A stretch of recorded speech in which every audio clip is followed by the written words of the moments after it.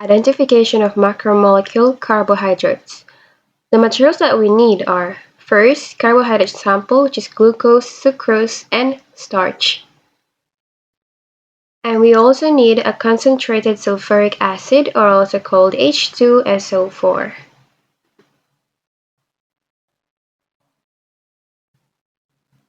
Then we also need Molish reagent, or also called 5% alpha naphthol in alcohol. Next, we need a dry and clean test tubes. Then we also need a clean pipette. For the procedure, first we need to prepare 3 clean and dry test tubes.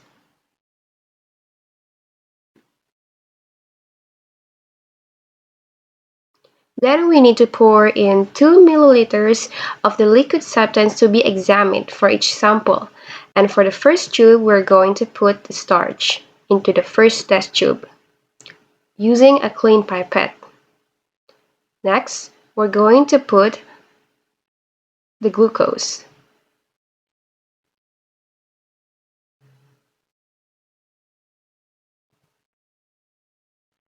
In the third test tube, we're going to put 2 milliliters of the sucrose.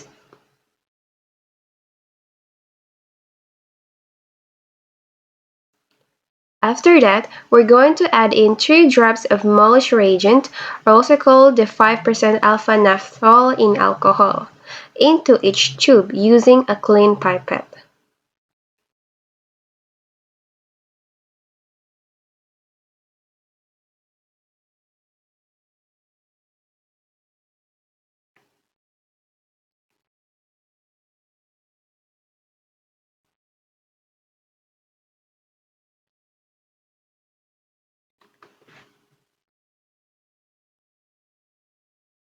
Then we're going to mix the liquid well.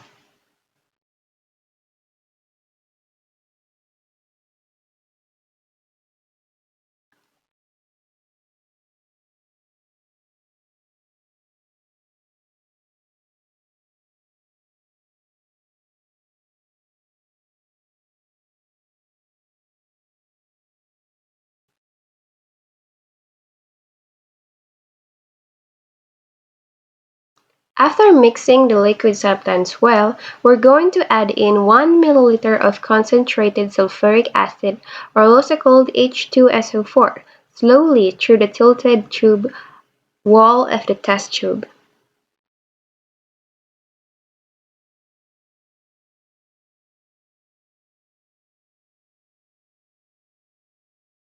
We're going to tilt the test tube and pour in the concentrated sulfuric acid. In here, we're going to observe at the bottom of the test tube.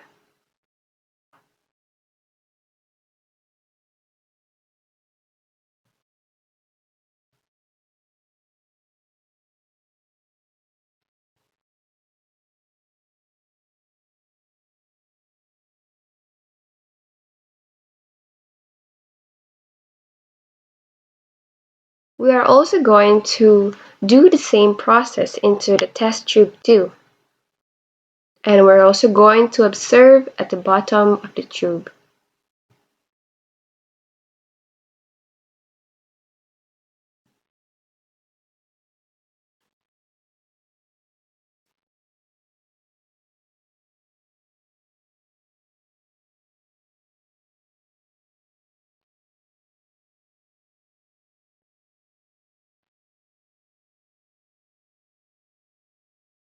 Now for the third test tube, we're also going to do the same process.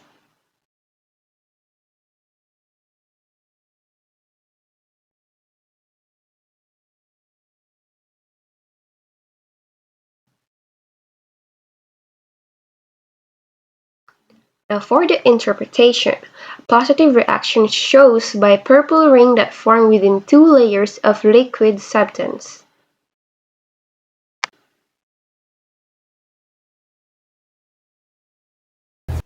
Seliwanov test. The materials that we need is first, we need a Seliwanov reagent,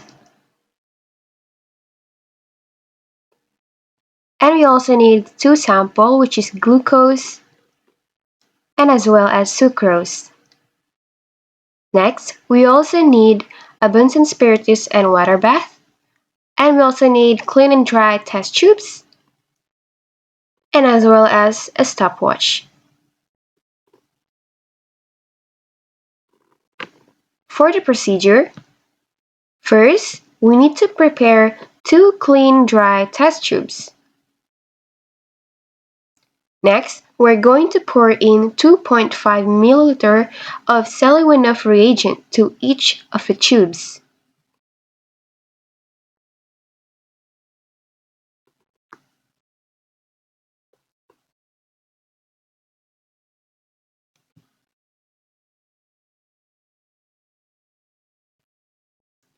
Next, we're going to pour in 5 drops of sample. In tube 1, we're going to put 5 drops of sample of glucose.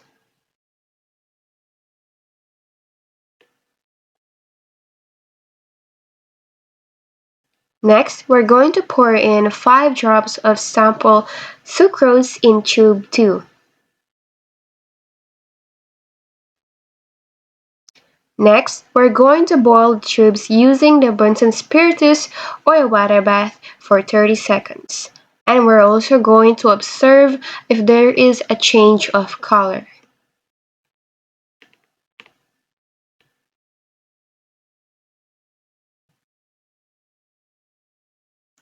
Now we're going to put in 2 of the test tubes inside the beaker. And we're going to boil these tubes for 30 seconds, and we're going to observe it as the stopwatch runs.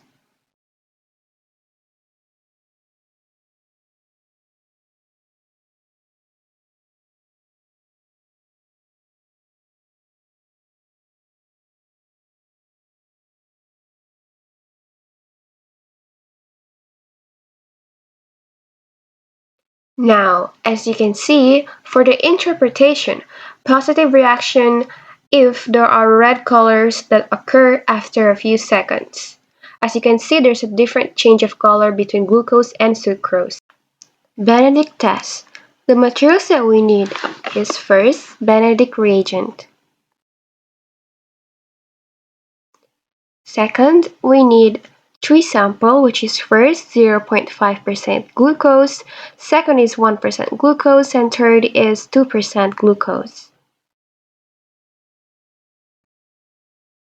Next, you also need Bunsen spiritus or water bath, and we also need 3 clean and dry test tubes, and as well as a stopwatch.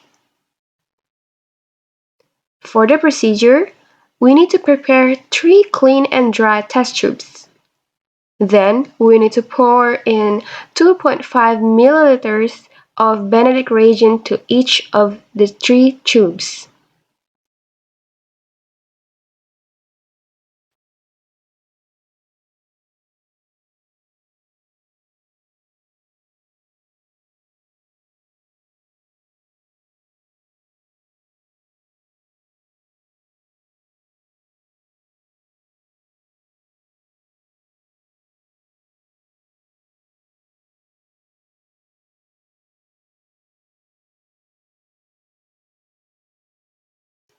Next, we're going to add in 4 drops of the sample. For the tube 1, we're going to add in 4 drops of 0.5% glucose. For the second test tube, we're going to add in 4 drops of 1% glucose.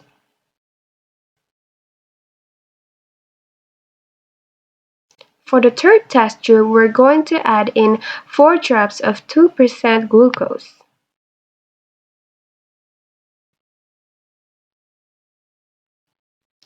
Next, we're going to mix the test tubes well.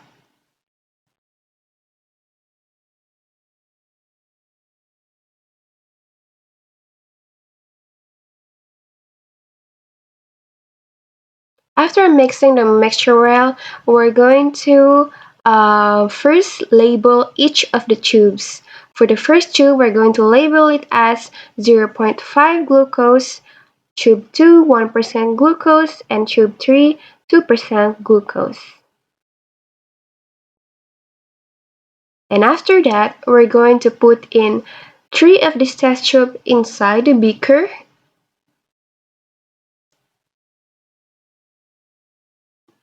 Then we're going to boil these 3 test tubes using a spiritus, or also we can use a water bath for around 2 to 5 minutes. Then we're going to start the stopwatch, and we're also going to observe the colors that arise between these 3 different test tubes. Now for the interpretation. Positive reaction if there are precipitations starting from green, yellow or red, and red brick.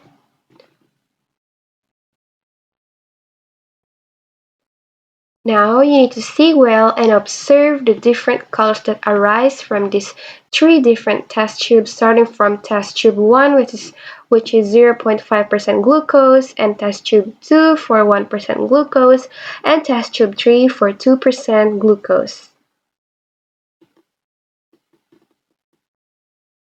The bar fluid test. The materials that we need is, first, we need a bar fluid reagent. Second, we need 2 samples, which is sample sucrose and as well as sample glucose. Third, we need a Bunsen spiritus, or also you can use a water bath. Then next, we also need 2 clean and dry test tubes. Then next, we also need a stopwatch and as well as a clean pipette. For the procedure, first we need to prepare 2 clean and dry test tubes. Next, we're going to pour in 2 milliliters of bar fluid reagent to each of the tube.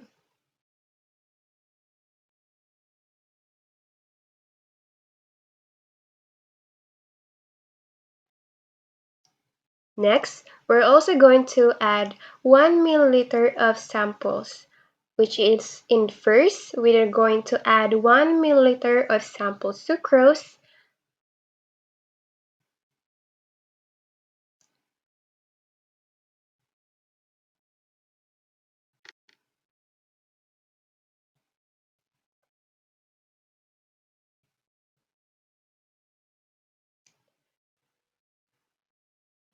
And in test tube 2, we're going to add in 1 milliliter of glucose. Next, we're going to mix the reagent and as well as sample well in each of the test tube.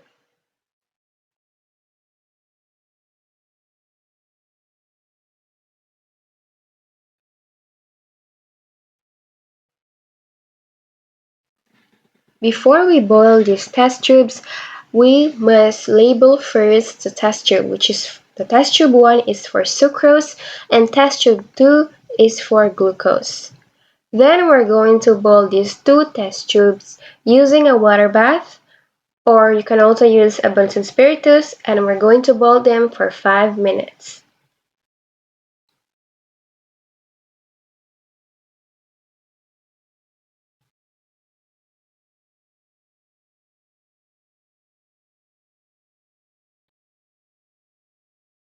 After boiling them for 5 minutes, we're going to observe the precipitation that arises. Disaccharides are positive with precipitation on heating after 5 minutes, while monosaccharides with precipitation on heating before 5 minutes. The starch test with iodine. The materials that we need is, first, we need a starch solution. Next, we need Lugol's iodine. Next, we need 10% of sodium hydroxide. Then we also need a clean and dry test tube and as well as a clean pipette. For the procedure, we need to prepare a clean and dry test tube. Then we're going to add in 1 milliliter of starch solution to the test tube. Then we're going to add in 1 drop of Lugol's iodine into the test tube.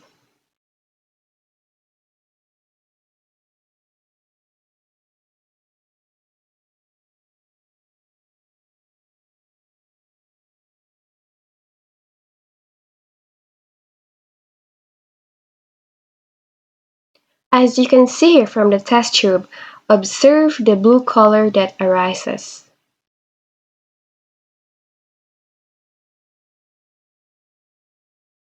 Next, we're going to add in a few drops of 10% sodium hydroxide into the test tube.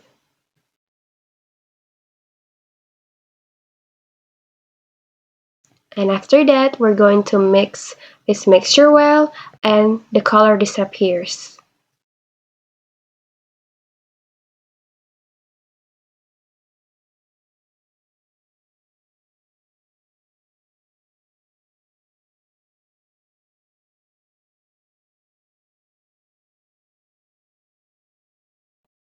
Protein identification experiment using the Burette reaction. The materials that we need are test tubes, protein solution, 10% sodium hydroxide, and 0.5% of copper sulfate.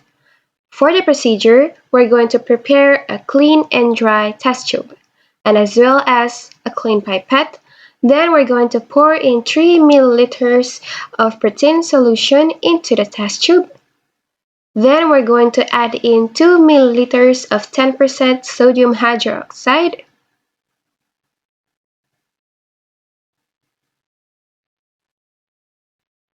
Then after the two liquid substances have been mixed, then slowly add in 0.5% of copper sulfate, and we're going to drop it until a certain color arises.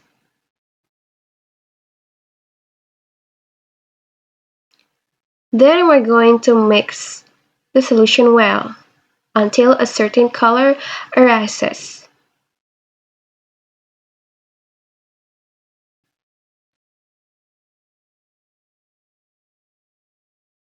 We can also mix the mixture very well using the vortex or also a vibrator.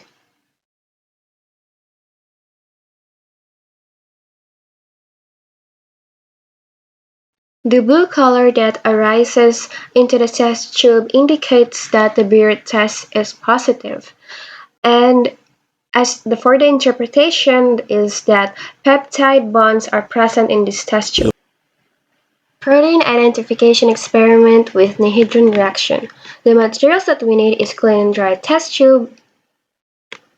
Then we also need 0.1% anhydrous and as well as protein solution. For the procedure, we need to prepare a clean and dry test tube. Then we're going to pour in 3 milliliters of protein solution into the test tube using a clean pipette. Then we're also going to add in 10 drops of 0.1% of anhydrous solution using a clean pipette.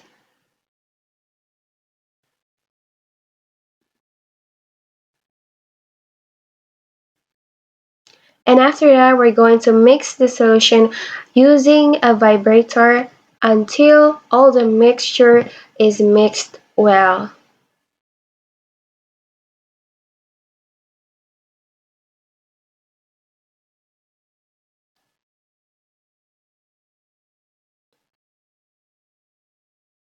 After that, we're going to boil this test tube in a water bath for about 10 minutes.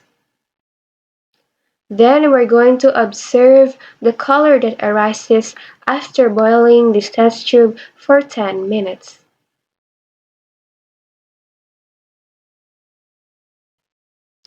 Positive anhydrous reaction test occurs when the mixture turns into a purple or purple-violet until blue color. It indicates that there is amino acid present in the sample. Protein precipitation with heavy metals and alkaloid reactant. For the materials that we need, first we need 2 clean and dry test tubes. Then we need a protein solution that we will test for, 5% copper sulfate, and as well as 10% sulfoacylic acid. For the procedure, we need to prepare 2 clean and dry test tubes. Then we're going to pour in 5 milliliter of protein solution that we will test to each of the test tube using a clean pipette.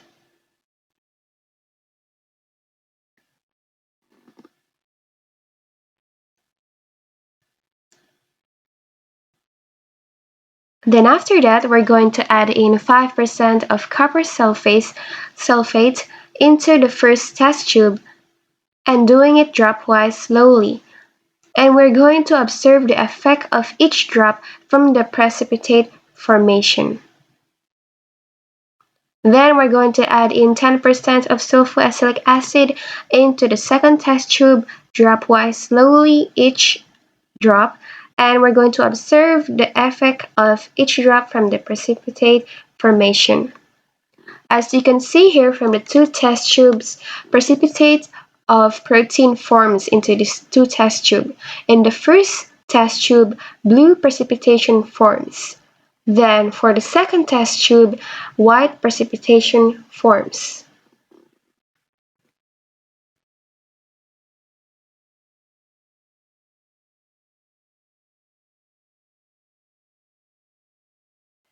Lipid identification experiment by lipid solubility.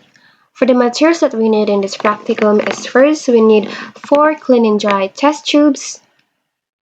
Then we also need a clean pipette. Then we also need different kinds of solvents such as alcohol, water, chloroform, and as well as ether. Then we also need our lipid solution that we will test, which is the coconut oil. First, for the procedure, we're going to prepare our 4 clean and dry test tubes. Then we're going to pour in 2 milliliters of the solvent to each of the tube. For the first test tube, we're going to pour in 2 milliliters of water.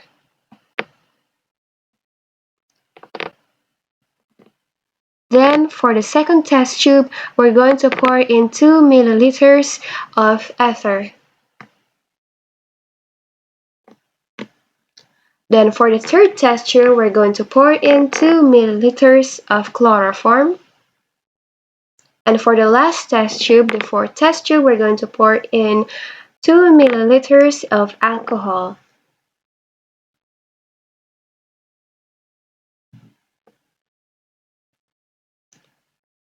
After that, we're going to add in 2 drops of coconut oil, our lipid solution, to each of the test tubes.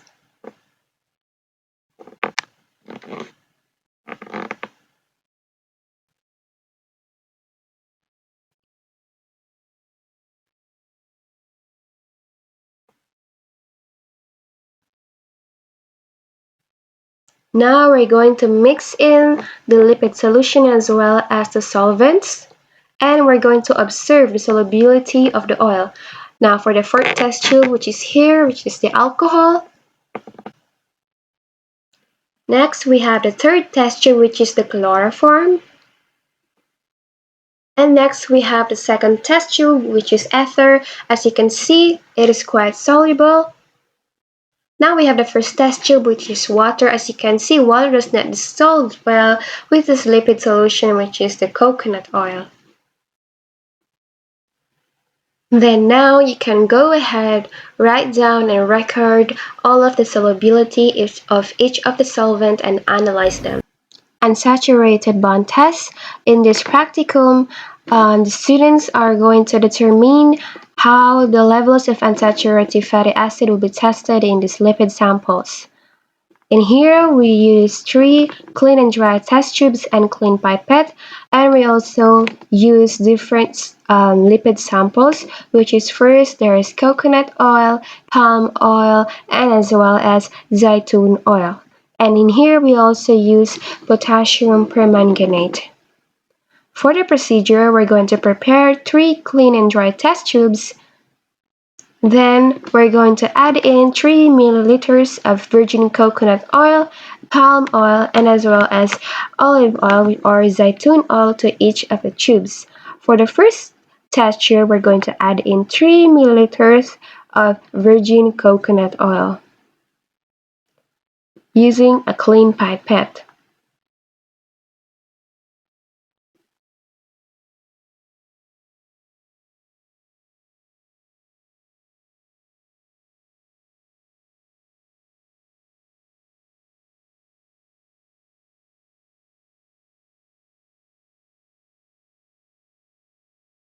Then for the second test tube, we're going to add in 3 milliliters of palm oil.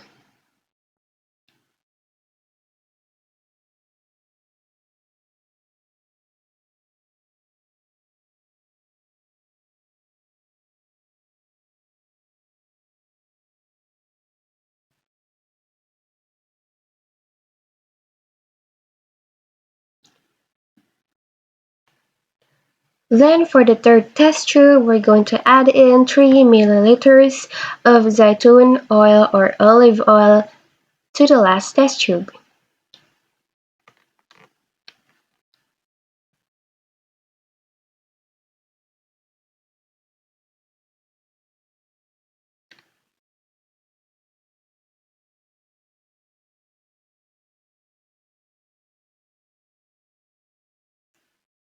Then after that, we're going to add in 2 drops of potassium permanganate to each of the tube.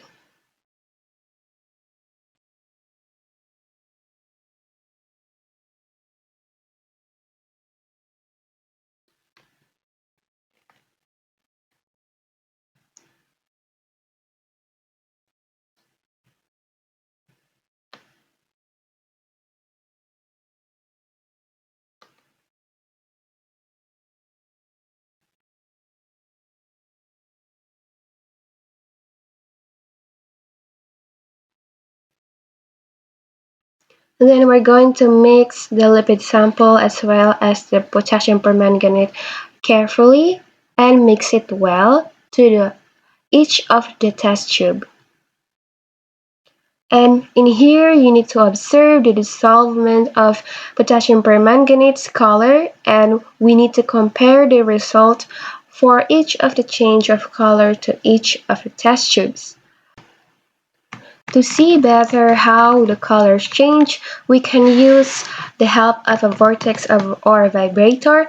In here, we can see the first color will change into another color, and in this case, the color changes to the color of orange.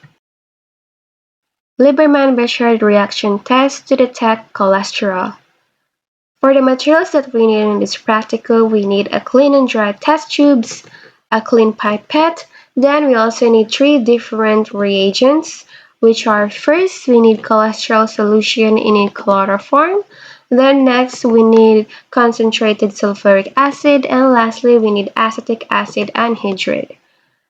Now for the procedure, we need to prepare a clean and dry test tube.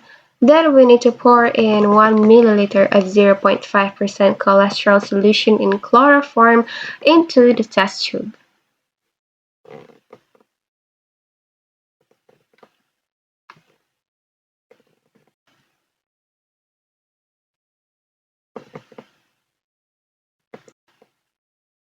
Next, we're going to add in 10 drops of acetic acid anhydride into the test tube.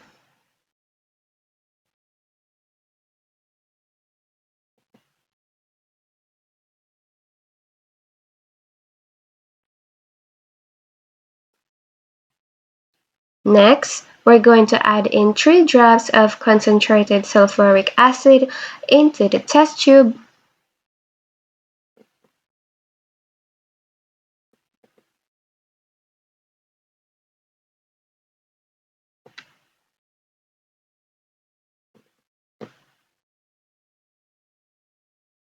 Then we're going to mix these reagents well, mix it well, then we're going to observe the colors that arises. The colors that arises here is unstable color.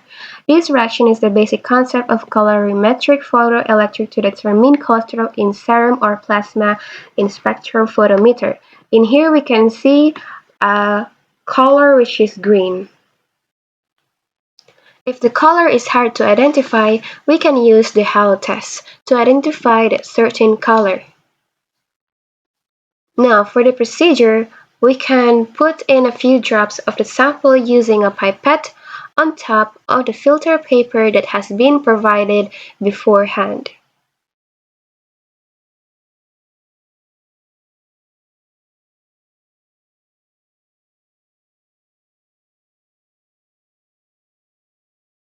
Then, identify the color that appears on the filter paper.